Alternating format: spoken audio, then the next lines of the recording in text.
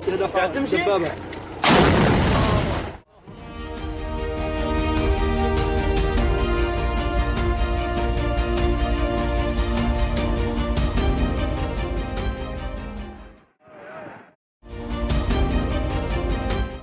the Risk Patani Club, nothing gets in the way of skating, not even an insurgency. Away from global headlines, Thailand's southernmost provinces have seen a conflict between Muslim Malay rebels seeking autonomy and the Thai state.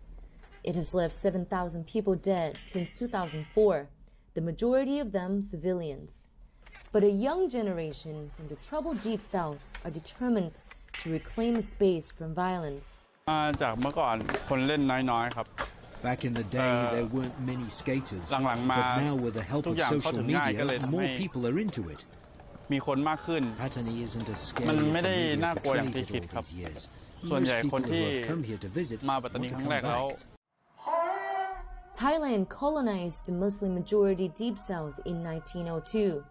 Insurgency against rule by the Buddhist Thai state has flared sporadically since the late 1950s. But it is not a war over religion. Instead, Malay-Muslim locals accuse Thai governments of forced assimilation, of crushing unique language and culture, denying them a political voice, and carrying out abuses under the guise of fighting insurgency. Pattani, Yala, and Narathiwat provinces bordering Malaysia and parts of Songkhla have been under martial law for 17 years. The zone is a few hours from some of Thailand's most treasured tourist beaches, but it feels a world away, locked off by a reputation for bombs and shootouts, and smothered by checkpoints and security forces. Peace talks have drifted for years, and that has left the area stalked by fear of the men with guns. But the violence is low to a historic low due to a ceasefire called by the main rebel group during the coronavirus. The economy has picked up with the improving security, allowing cafes and galleries to flourish and public events to be held in safety. At this college-organized marathon, students say they want to banish the reputation of their home as a no-go zone.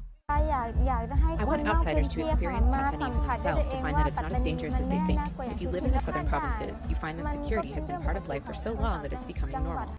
But the violence does persist. A suspected insurgent was shot and killed by rangers just a few days ago after bomb attacks in Narathiwat. But at this first craft beer bar in the Deep South, owner Wasan says society is increasingly liberal and affluent after years of economic stagnation. ปัตตานีเนี่ยเป็นเมืองที่เปิดมาก Patani is very open. Be they Muslims, Buddhists or Christians, have long lived together in harmony.